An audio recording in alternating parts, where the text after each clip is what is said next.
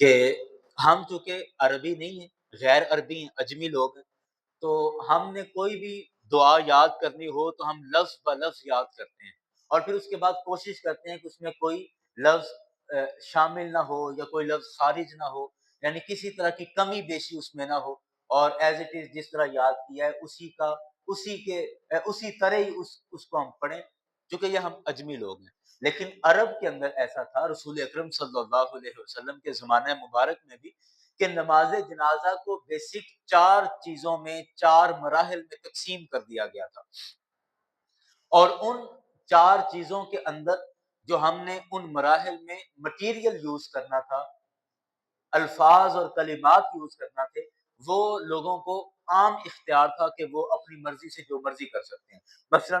اللہ اکبر کہہ کر پہلی تکبیر جب ہم نے کہی تو پہلی تکبیر کے بعد ثنا کہنا، اللہ کی حمد و ثنا بیان کرنی، یعنی یوں آپ کہہ لیں کہ یہ پہلا مرحلہ جو جنازے کا بنایا گیا، کہا کہ یہ پہلا مرحلہ، اس میں اللہ کی حمد و ثنا بیان کی جائے گی۔ اب وہ جن الفاظ کے ساتھ بھی آپ کر سکتے ہوں، کسی بھی لفظ کے ساتھ کر سکتے ہوں، کوئی بھی کلمات کہہ سکتے ہوں، بیسک مقصد اللہ کی حمد و ثنا کرنا ہے اس مرحلے میں، پہلی تکبیر کے دورانیے میں۔ اس کے بعد دوسری تکبیر کا مطلب یہ ہے کہ ہم اس کا مرحلہ تبدیل کر رہے ہیں، چینج کر رہے ہیں۔ دوسری تکبیر کی تو اس کے اندر حکم دیا گیا کہ حضور نبی اکرم شفیع معظم صلی اللہ علیہ وسلم کی بارگاہ میں درود و سلام پڑھنا ہے۔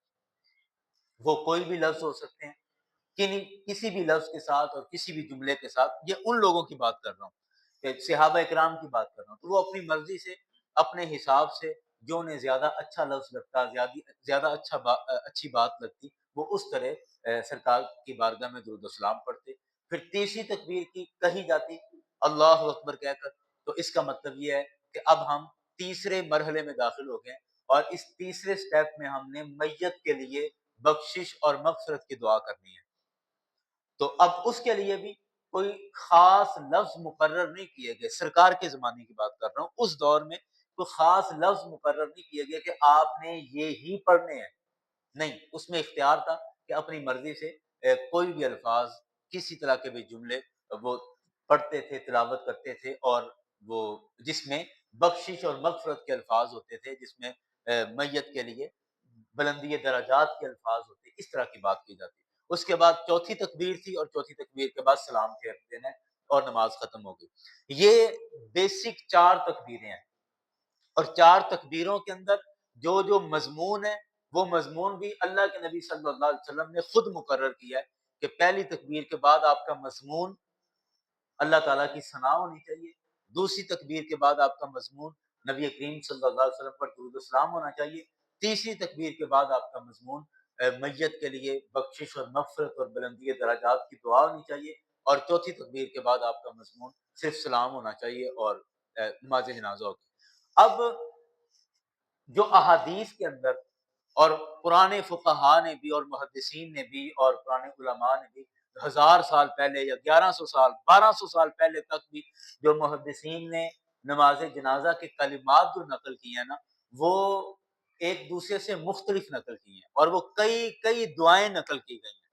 نماز جنازہ کے لیے، کئی دعائیں نقل کی گئی۔ تو اس کی وجہ میں نے عرض کر دی کہ یہ ایک سے زیادہ دعائیں کیوں تھی، کیونکہ ہر کسی کو اختیار تھا کہ اپنے حساب سے وہ جس طرح چاہے وہ نماز جنازہ ادا کرے، لیکن مضمون بس وہ ہونا چاہیے، مضمون کی پابندی تھی، باقی الفاظ کی کوئی پابندی نہیں تھی۔ یہی وجہ ہے کہ احادیث کی کتابوں میں یا فقہ کی کتابوں میں یا دیگر کتب کے اندر بھی آپ اگر نماز جنازہ دیکھتے ہیں تو اس میں آپ کو کئی طرح کی دعائیں ملتی ہیں کہ یہ دعا پڑھنی چاہیے، یہ دعا پڑھنی چاہیے، لیکن یہ کئی طرح کی دعاؤں کی وجہ سے ہی بعد میں علماء نے اس پر اتفاق کیا کہ اس کی اجازت ہے کہ آپ کسی طرح کی بھی دعائیں کر سکتے ہیں، لیکن زیادہ بہتر یہ ہے کہ وہ دعائیں کریں جو قرآن مجید کے اندر آئی ہیں، یا وہ دعائیں کریں جو حدیث کے اندر آئی ہیں۔ اور یہ ایک عام سی بات ہے، یہ کوئی ایسی اس کے لیے کوئی دلیل کی ضرورت نہیں تھی۔ ہر مسلمان سمجھتا ہے کہ ہمارے کلام سے زیادہ خوبصورت وہ کلام ہے جو اللہ کے نبی صلی اللہ علیہ وسلم کی زبان مبارک سے نکلا، یا ہمارے کلام اور ہماری دعا سے زیادہ بہتر وہ دعا ہے جو قرآن مجید کا حصہ بن گئی۔ تو لہٰذا بعض علماء نے یہ کہا کہ قرآن اور حدیث کے اندر جو دعائیں نقل کی گئی ہیں بخشش اور مغفرت والی، وہ دعائیں پڑھیں تو زیادہ بہتر ہے۔ باقی یہ ہے کہ آپ کوئی بھی دعا پڑھیں گے جس میں یہ مضمون ہو تو وہ دعا پڑھی جا سکتی ہے اور اس میں کسی طرح کی کوئی حرج نہیں ہے۔ اب اس پر میں چند ایک احادیث میرے پاس ہے، میں وہ عرض کرتا ہوں، لیکن اب بات چل رہی ہے ایسے ہی تو میں تھوڑا سا اور مضمون بھی عرض کر دوں کہ ہمارے ہاں سورہ فاتحہ پر ہمارے ایک طبقہ اہل حدیث طبقہ جو ہے وہ سورہ فاتحہ بھی پڑھتے ہیں نماز جنازہ کے اندر، اور ہمارے ہاں وہ نہیں پڑھی جاتی۔ اس میں ایک بنیادی فرق ذہن میں رکھیے گا، اور یہ فرق ذہن میں رکھنا بڑا ضروری ہے، پھر یہ بات سمجھ آتی ہے۔ وہ یہ ہے کہ نماز جنازہ میں سورہ فاتحہ پڑھنا، سورہ فاتحہ ہم دوسری نمازوں میں پڑھتے ہیں اور وہاں بطور قرات پڑھتے ہیں، یہ فرق سمجھیں، بطور قرات پڑھتے ہیں، قرآن مجید کی تلاوت سمجھ کے کرتے ہیں۔ لیکن نماز جنازہ کے اندر جو بھی پڑھا جائے گا بطور قرات نہیں پڑھا جائے گا، بلکہ بطور دعا پڑھا جائے گا۔ بات سمجھ رہے ہیں؟ بطور دعا پڑھا جائے گا۔ اور جس طرح میں نے عرض کی کہ قرآن مجید کے اندر جو دعائیں نقل کی گئی ہیں وہ دعائیں پڑھی جا سکتی ہیں، بلکہ زیادہ بہتر ہے کہ وہ دعائیں پڑھی جائیں۔ تو اس کا صاف مطلب یہ ہے کہ قرآن مجید کی آیات جیسے رب جعلنی مقیم الصلاۃ ومن ذریتی ربنا وتقبل دعا، اس کے بعد آتا ہے ربنا اغفر لی ولوالدی وللمؤمنین یوم یقوم الحساب۔ ترجمہ آپ سمجھ گئے، اے اللہ میری بخشش فرما، میرے والدین کی بخشش فرما، اور تمام مومنین کی بخشش فرما یوم یقوم الحساب، اس دن کے جس دن حساب قائم ہوگا۔ تو ہے یہ قرآن مجید کی آیت، لیکن یہ اگر ہم نماز جنازہ میں پڑھیں تو پھر بطور قرات نہیں پڑھیں گے، بطور دعا اس کو پڑھیں گے، ٹھیک ہے۔ اور قرآن مجید کی جو دعائیں رب ارحمہما کما ربیانی صغیرا، آپ کے والد یا والدہ کا جنازہ ہے، آپ یہ دعا اس میں پڑھ سکتے ہیں، یا دیگر دعائیں جو بھی بخشش اور مغفرت کے لیے قرآن مجید میں ہے۔ تو سورہ فاتحہ بھی ایک دعا ہے، بلکہ سورہ فاتحہ کے مفسرین نے کئی نام بیان کیے ہیں، اور ان ناموں میں سورہ الدعاء بھی اس کا ایک نام ہے، لیکن سورہ الفاتحہ یہ زیادہ مشہور ہے اور زیادہ کہا جاتا ہے، تو اس لیے ہمیں صرف اسی کا پتہ ہے، ورنہ سورہ فاتحہ کے اور بھی کئی نام ہیں، اسے سورہ دعا بھی کہتے ہیں، سورہ الشفاء بھی کہتے ہیں، اور بھی اس کے کئی نام۔ فاتحہ کا مطلب ہوتا ہے کھولنے والی، تو سورہ فاتحہ چونکہ سب سے پہلی سورت ہے نا، اس لیے اس کو فاتحہ کہتے ہیں کہ کھولنے والی، ابتدا کرنے والی، اوپننگ کرنے والی سورت۔ قرآن مجید کی ابتدا چونکہ سورہ فاتحہ سے ہوتی ہے اس وجہ سے، ورنہ سورہ فاتحہ کا ایک نام سورہ الدعاء بھی ہے۔ اور پھر سورہ فاتحہ کے اندر دعا کے الفاظ بھی موجود ہیں کہ جب کہا جاتا ہے اہدنا الصراط المستقیم صراط الذین انعمت علیہم غیر المغضوب علیہم ولا الضالین، یہ ساری دعا ہے۔ لیکن اس میں ایک چیز ہے کہ سورہ فاتحہ میں خالصتاً بخشش اور مغفرت کے الفاظ نہیں ہیں، تو اگر اس کو ہم بطور قرات پڑھیں تو بطور قرات نہیں پڑھ سکتے، بطور دعا پڑھیں تو بطور دعا پڑھ سکتے ہیں کہ اس میں دعا موجود ہے، لیکن اس میں بخشش اور مغفرت کی دعا نہیں ہے، تو لہٰذا زیادہ بہتر ہے کہ سورہ فاتحہ کی بجائے وہ قرآن مجید کی آیات تلاوت کی جائیں جن میں خالصتاً بخشش اور مغفرت کے الفاظ ذکر کیے گئے ہیں۔ بات سمجھ رہے ہیں نا؟ یہ دعا سورہ فاتحہ پڑھنے میں حرج نہیں ہے، لیکن بات ہو رہی ہے زیادہ بہتر ہے کہ وہ دعائیں کی جائیں جن میں بخشش اور مغفرت کے الفاظ موجود ہیں، کیونکہ یہ موضوع اور مضمون بخشش کا ہے نماز جنازہ کا۔ اچھا جی، اسی طرح اب آئیں ان احادیث پر کہ رسول اکرم صلی اللہ علیہ وسلم نے، اب یہ کتاب الآثار کے اندر بھی یہ بات موجود ہے اور دیگر حدیث کی کتابوں کے اندر بھی یہ بات موجود ہے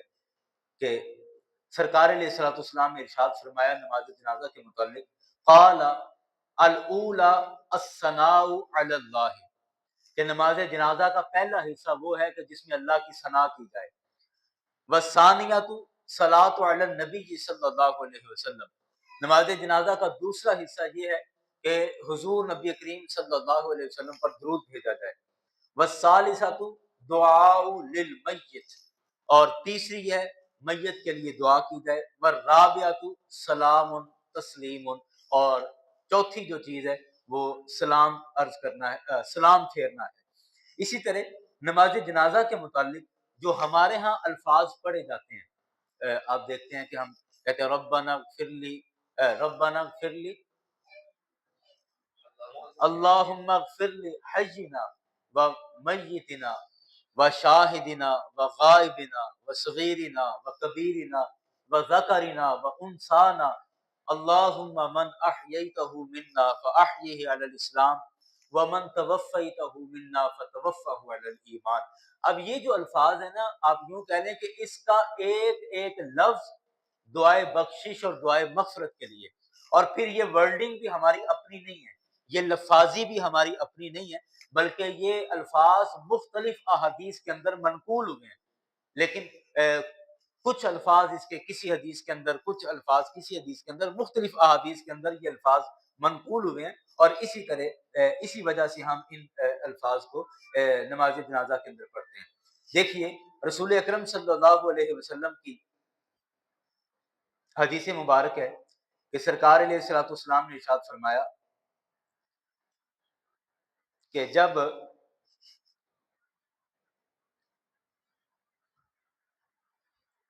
بسم اللہ الرحمن الرحیم، سرکار علیہ الصلوۃ والسلام نے ارشاد فرمایا، اور یہ حدیث حضرت ابی سلمہ رضی اللہ عنہ نے حضرت ابو ہریرہ رضی اللہ عنہ سے روایت کی ہے، اور یہ حدیث صحاح ستہ کی معتبر ترین کتابوں میں، جن میں سنن ابی داؤد کے اندر، سنن ترمذی کے اندر اور ابن ماجہ کے اندر، یعنی یہ تین حدیث کی معتبر ترین کتابیں ہیں، اور تینوں کتابیں صحاح ستہ کی کتابیں ہیں، اور ان میں یہ حدیث پاک نقل کی گئی حضرت ابو ہریرہ رضی اللہ عنہ سے، اور آپ کہتے ہیں کان رسول اللہ صلی اللہ علیہ وسلم اذا صلی علی الجنازہ، کہ جب بھی رسول اکرم صلی اللہ علیہ وسلم نماز جنازہ ادا کیا کرتے تھے، کانا رسول اللہ کا مطلب ہے کہ جب بھی ادا کیا کرتے، یعنی سرکار کی عادت مبارکہ یہ تھی، معمول روٹین یہ تھی کہ قالا، کہ سرکار یہ دعا کیا کرتے تھے، اللہم اغفر لی حینا و میتنا و شاہدنا و غائبنا و صغیرنا و کبیرنا و ذکرنا و انسانا اللہم من احییتہ منا فاحیہ علی الاسلام ومن توفیتہ منا فتوفہ علی الایمان۔ تو جی ایک ہی حدیث کے اندر یہ پوری دعا موجود ہے جو رسول اکرم صلی اللہ علیہ وسلم کے عمل مبارک سے ثابت ہے کہ سرکار علیہ الصلوۃ والسلام یہ دعا فرمایا کرتے تھے۔ اور اس کا ترجمہ سنیں، پھر بعد میں ایک اور بات درج کرتا ہوں کہ ترجمہ اس کا کیا ہے، اللہم اغفر، اے اللہ مغفرت فرما دے، بخش دے، لحینا ہمارے زندوں کو، و میتنا ہمارے مردوں کو، و شاہدنا جو ہمارے ہاں موجود ہیں، یا یوں کہہ لیں شاہد کہتے ہیں سامنے کو، جو ہمارے سامنے موجود ہے، اب وہ میت کہہ لیں، سامنے میت موجود ہے، وغائبنا اور جو غائب بھی ہیں، یعنی ابھی سامنے موجود نہیں۔ اس کے دو معنی ہو سکتے ہیں، ایک تو یہ کہ اس وقت پوری دنیا میں جہاں جہاں بھی جنازہ پڑھا جا رہا ہے جو غائب میتیں ہیں، یا اس میت کے علاوہ بقیہ جو میتیں یعنی جو قبروں کے اندر ہیں ان کے لیے بھی، وصغیرنا ہمارے چھوٹوں کو بھی بخشش فرما دے، وکبیرنا ہمارے بڑوں کی بھی بخشش فرما، وذکرنا ہمارے مذکر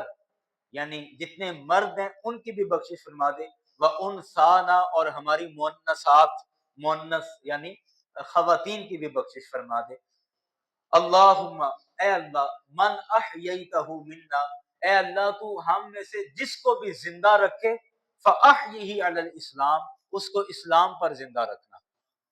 بڑی بات ہے، یہ بڑی بات ہے کہ اللہ ہم میں سے جس کو بھی زندہ رکھے اسلام پر زندہ رکھنا۔ ومن توفیتہ منا اور اے اللہ ہم میں سے جس کو بھی موت عطا کرے، فتوفہ علی الایمان تو اس کو ایمان کی موت نصیب کرنا۔ اور یہ رسول اکرم صلی اللہ علیہ وسلم کے معمول مبارک میں شامل تھا۔ اس کے علاوہ بھی رسول اکرم صلی اللہ علیہ وسلم دعائیں کرتے ہوں گے، لیکن اس حدیث کے اندر جو لفظ ہے نا کہ کان رسول اللہ صلی اللہ علیہ وسلم اذا صلی علی الجنازہ، تو یہ لفظ گرامر کے اعتبار سے ان کا ترجمہ یہ بنتا ہے کہ سرکار کی عادت مبارکہ یہی تھی کہ وہ یہ الفاظ پڑھا کرتے تھے۔ پچھلے دنوں کسی دوست نے مجھے ایک ویڈیو سینڈ کی نماز جنازہ کے متعلق، اور اس میں ایک مولوی صاحب بڑی شدت کے ساتھ اور بڑی سختی کے ساتھ کہہ رہے تھے کہ آپ جو جنازے کی دعا پڑھ رہے ہیں اس سے تو جنازہ ہی نہیں ہوتا، اور کیونکہ اس میں تو آپ نے زندوں مردوں اور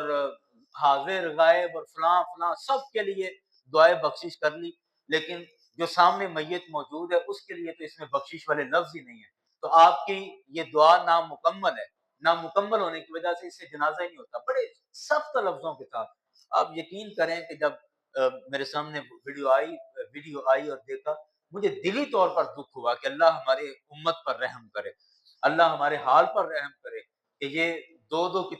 صفوں کے عالم کہ احادیث پر مہارت نہیں ہے، مطالعہ نہیں کرتے، کتابیں پڑھتے نہیں اور تحقیق نہیں کرتے، ریسرچ نہیں کرتے، بس انہیں شاید یہ ذہن میں ہے کہ جو ہمارے آباء و اجداد کا طریقہ تھا تو ہم نے اس پر ہی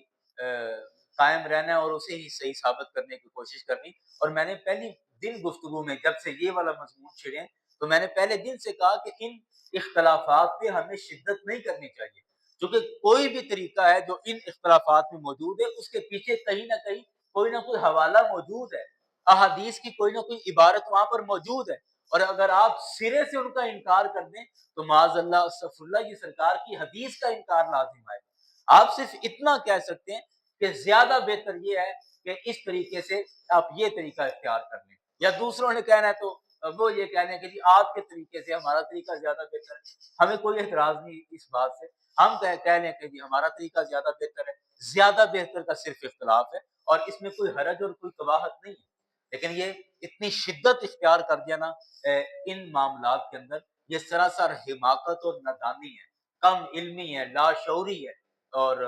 دین کا فہم حاصل نہیں ہے۔ میں اکثر ایک جملہ بولتا ہوں کہ علم حاصل کر لینا بڑا آسان ہے، اس کی وجہ یہ ہے کہ علم حاصل کرنے کے ذرائع بہت ہے، جگہ جگہ مدرسے بن گئے، ہزاروں لاکھوں کی تعداد میں کتابیں چھپ گئی، اب تو موبائل اور یہ لیپ ٹاپ اور کمپیوٹرز میں بھی آپ کتابیں پڑھ سکتے ہیں، تو علم حاصل کرنے کے ذرائع اتنے زیادہ ہو گئے کہ علم حاصل کرنا بڑا آسان ہے، لیکن علم ہضم کرنا بڑا مشکل ہے۔ یہ جو دور چل رہا ہے کم از کم علم ہضم کرنا بڑا مشکل ہے۔ اکثر لوگ علم حاصل کر لیتے ہیں لیکن ہضم نہیں ہوتا اور پھر انہیں علمی ہیضہ ہو جاتا ہے اور وہ پھر جگہ جگہ اس کی قے کرتے پھرتے ہیں، الٹیاں کرتے پھرتے ہیں، وہ علمی ہیضہ اصل میں ہوا۔ اور یہ علم ہضم کیسے ہوتا ہے؟ ہضم ہوتا ہے کسی صاحب نظر کی صحبت میں بیٹھ کر۔ آپ یقین کریں میرا یہ ذاتی تجربہ ہے، میں نے پہلے بھی ایک دفعہ بات کہی تھی کہ جب ہم بھی نئے نئے پڑھ کے آئے تھے تو ایک بڑا نشہ تھا اور ایک اکڑ اور ایک غرور اور کتابوں کا نشہ، اور میرے لیے خاص طور پر ایک ایسی بات یہ تھی کہ الحمدللہ میں نے جب سے عالم کورس سٹارٹ کیا، میری ان 8 سالوں میں ایک دفعہ دوسری پوزیشن بھی نہیں آئی اللہ کے فضل سے، ہر سال میں ٹاپ کرتا رہا، ہر سال فرسٹ پوزیشن، 4 دفعہ میں نے تقریری مقابلوں میں سے حصہ لیا، چاروں دفعہ میری فرسٹ پوزیشن آئی، ہینڈ رائٹنگ کے مقابلے میں حصہ لیا، میری پہلی پوزیشن آئی، مضمون نویسی کے مقابلے میں حصہ لیا، میری پہلی پوزیشن آئی۔ تو میں یہ بات اس لیے کہہ رہا ہوں کہ دماغ تو پھر خراب ہونا تھا اور دماغ میرا بھی بڑا خراب تھا، یہ 2014-15 کی بات ہے، میں ایک نشہ تھا علم کا، ایک خمار تھا اور لگتا تھا پتہ نہیں میں کیا بلا بن گیا ہوں، اور میں تو جناب جس طرف جاؤں گا تو تباہیاں مچا دوں گا، لوگوں کو تہس نہس کر دوں گا، ایک اس طرح کا مزاج بن چکا تھا۔ لیکن ایک دفعہ میں نے عرض کی نا کہ یہ علم حاصل کر لینا آسان ہے لیکن ہضم جو ہوتا ہے نا وہ کسی صاحب نظر کی بارگاہ میں بیٹھ کر ہوتا ہے، صاحب دل کی بارگاہ میں بیٹھ کر ہوتا ہے۔ میرا ایک دفعہ لاہور جانا ہوا ایک جگہ پر، دربار عالیہ پر، تو وہاں مجھے تقریر کا جب کہا گیا تو علماء کافی بیٹھے تھے، یہ مضمون نہیں ہے لیکن بس ضمن میں بات آئی تو اس پر، اب علماء کافی بیٹھے تھے تو میں نے قصیدہ بردہ مبارک میں، قصیدہ بردہ شریف کے 100 سے زیادہ شعر میں نے عربی میں یاد کیے ہوئے تھے، تو جو کہ عام طور پہ لوگ نہیں یاد کرتے، تو وہ میں نے 100 سے زیادہ اس کے شعر قصیدہ بردہ کے عربی میں یاد کیے ہوئے، تو مجھے ان کا ایک بڑا گمان تھا، بڑا گمان تھا، اور میں نے کہا کہ میں نا اب اگلی فصلوں میں سے اینڈ پہ جا کے کہیں سے نا قصیدہ بردہ کے یہاں شعر پڑھوں گا اور یہاں میں کسی کو بھی نہیں آتے ہوں گے، اور میں نے وہ شعر پڑھے، ابانا مولدہ عن طیب انصرہ یا طیب مبتدأ منہ و مختتم، یہ سرکار کی ولادت کے متعلق، میلاد مصطفیٰ کے متعلق یہ اشعار ہیں۔ میں نے یہ شعر پڑھے، تقریر کی، وہ میری مرضی کے مطابق واہ واہ بھی ہو گئی، میں اندر اندر سے بڑا خوش بھی ہو گیا کہ لے چنگی ٹکا کے تقریر کر دی تھی، اور جب تقریر ختم ہوئی تو بعد میں صوفی محمد اسلم صاحب رحمۃ اللہ علیہ انتقال ہو گیا ان کا، اور یہ پیل فیکٹری کے اندر ملازم تھے لاہور کے ہیں، تو گجر فیملی سے ہیں، تو وہ مجھے ملے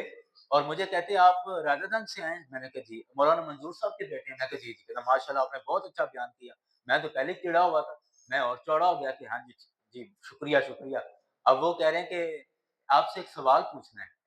تو میں نے کہا کہ جی جی بالکل پوچھیں۔ کہتے ہیں ذرا سائڈ پہ آ جائیں، سائڈ پہ لے گئے، مجھے سے ایسے کہتے ہیں آپ نے قصیدہ بردہ کا شعر کیا پڑھا ہے؟ میں نے کہا جی میں نے پڑھا ہے آبانا مولدہ عن طیب عنصرہ۔ تو کہتے ہیں آبانا نہیں ہے، ابانا مولدہ ہے، آپ نے الف پر کھڑی زبر پڑھی ہے جبکہ الف پر زبر آتی ہے۔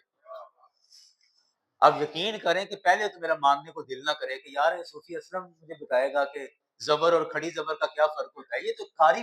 یہ غلطی پکڑتا یا کوئی اچھا باریک عالم یہ غلطی پکڑتا نا تو پھر سمجھ بھی آتی ہے۔ اب یہ تو بیچارہ فیکٹری ملازم بندہ ہے اور یہ زبر اور کھڑی زبر کی اتنی باریک غلطی یہ کیسے پکڑ سکتا ہے؟ اسے کیا پتا کیا ہوتا ہے؟ پہلے تو میں تھوڑی آئیں بائیں شائیں کی، لیکن اس نے کہا چلو میرے ساتھ لائبریری میں قصیدہ بردہ سے میں آپ کو کھول کے دکھاتا ہوں۔ جب اس نے یہ کہا نا تو اس کا کانفیڈنس دیکھ کے پھر میں چپ ہو گیا، میں نے کہا چلو دیکھ لیتے ہیں۔ جب دیکھا تو وہ صحیح کہہ رہا تھا، میں نے غلط پڑھا وہ تو، حالانکہ اتنی بڑی غلطی بھی نہیں تھی لیکن غلط تو غلط ہی ہے۔ یقین کیجئے وہ دن ہے کہ میں نے فوراً مسجد میں جا کے اللہ کی بارگاہ میں سچی توبہ کر لی کہ آئندہ کبھی یہ خیال بھی قریب سے نہیں گزرنے دوں گا کہ میں بڑی تقریر کروں گا اور میں نے یوں کر دوں گا اور میں یوں کر دوں گا۔ تو میں وہ دن ہے اور آج کا دن ہے، شاید اس بات کو 9 سال یا 10 سال ہو گئے کہ میں نے جب بھی ممبر پر بیٹھتا ہوں تقریر کرنے کے لیے رب تعالیٰ سے یہ دعا کر کے بیٹھتا ہوں کہ یا اللہ جو میری اوقات اور میری حیثیت ہے وہ مجھے بھی پتہ ہے اور یا اللہ مجھ سے زیادہ بہتر تجھے پتہ ہے، تو تیری توفیق اور تیری عطا سے جو کچھ میرے پاس تھا وہ میں لے کر آ گیا ہوں، اس کے بعد تیری مدد اور تیری طاقت اور تیری قوت سے معاملہ چلنا ہے۔ اور یار ہم یقین کریں کہ وہ دن ہے کہ آج کا دن ہے کہ وہ نشہ سارا اتر گیا، وہ خمار یعنی یوں کہنے کو سارا علم ہضم ہو گیا۔ تو یہ علم حاصل کر لینا بڑا آسان ہے، ہضم جو ہوتا ہے نا وہ کسی مرد درویش کی صحبت سے، کسی مرد کلندر کی بارگاہ میں بیٹھنے سے علم ہضم ہوتا ہے۔ تو یہ جو چچھورا پن کیا جاتا ہے نا کہ ایک حدیث دکھا دیں میں گردن اتروا دوں گا، میرا خون معاف ہے، 1,00,000 روپیہ انعام دے، یہ سب یہ تماش بینوں والی باتیں ہیں اور یہ وہ باتیں اور یہ وہ لہجہ ہے جو ہم پہلے دوروں میں یہ چوکوں پہ مداریوں کو یہ لہجہ استعمال کرتے ہوئے دیکھتے تھے۔ آپ نے بھی بچپن میں دیکھا ہوگا یہ ڈائمنڈ پھاٹک کے ساتھ ہی مداری لگتا تھا اور وہ مداری یہ لہجہ استعمال کرتا تھا۔ تو یہ تماش بینوں کا لہجہ ہے، مداریوں کا لہجہ ہے کہ میں چیلنج کرتا ہوں، میری گردن اتار دینا، مجھے کسی حدیث سے نکال۔ احمقانہ اور بیوقوفانہ بات ہے کہ کیا آپ نے ساری احادیث کا مطالعہ کر لیا؟ لا حول ولا قوت الا باللہ العلی العظیم کہ آپ تک رسول اکرم صلی اللہ علیہ وسلم کی تمام احادیث آپ تک پہنچ گئی ہیں اور ساری آپ کو یاد ہے جو آپ اتنا بڑا دعویٰ کر لیں۔ احمقانہ اور بیوقوفانہ بات ہے۔ ہمیں احادیث کے معاملے میں لہجہ نرم رکھنا چاہیے، نرم رکھنا چاہیے۔ باہر کیف جو باتیں تھی میں نے عرض کر دی۔ آخر میں ایک بات سن لیجئے کہ نماز جنازہ کے بعد دعا کرنے کے حوالے سے بھی ہمارے ہاں شدت پائی جاتی ہے، جبکہ یہ شدت نہیں ہونی چاہیے اور یہ کہا یہ جاتا ہے کہ نماز جنازہ تو از خود ایک دعا ہے، تو دعا کے بعد دعا کرنے کا کیا تک ہے؟ تو میرا اس کا بڑا آسان سا جواب یہ دیا ہے کہ دعا کے بعد دعا کرنے میں حرج کیا ہے یا بار بار دعا کرنے میں حرج کیا ہے؟ جو بعد کی دعا ہے وہ نماز جنازہ کا حصہ نہیں ہے اور ہم اس کو حصہ بناتے بھی نہیں ہیں۔ اور رہی بات یہ کہ اس کا کوئی ثبوت ہے، ہاں ثبوت اس کا ہے، ابن ماجہ شریف صحاح ستہ کی معتبر کتاب ہے اور اس میں رسول اکرم صلی اللہ علیہ وسلم نے ارشاد فرمایا، لفظ یہ ہے عبارت کے کہ کنتم اذا کنتم صلیتم علی المیت، اور عربی گرامر میں اذا کنتم صلیتم یہ دونوں ماضی کے صیغے ہیں اور ماضی کے صیغوں کا مطلب یہ ہوگا کہ اذا کنتم صلیتم علی المیت جب تم میت پر نماز پڑھ چکو، ماضی ہو گیا، نماز تم پڑھ چکے ہو، اب کیا کرو؟ فَأَخْلِصُوا لَهُ الدُّعَاء تو مخلص ہو کر اس کے لیے دعائے خیر کرو۔ جب نماز جنازہ میت پر پڑھ چکو تو اس کے بعد مخلص ہو کے اس کے لیے دعا کرو۔ ثبوت تو موجود ہے، اس لیے ہمیں ان اختلافات میں شدت نہیں کرنی چاہیے۔ اللہ کریم کی بارگاہ میں دعا ہے کہ جو کچھ عرض کیا اللہ پاک قبول فرمائے اور اللہ پاک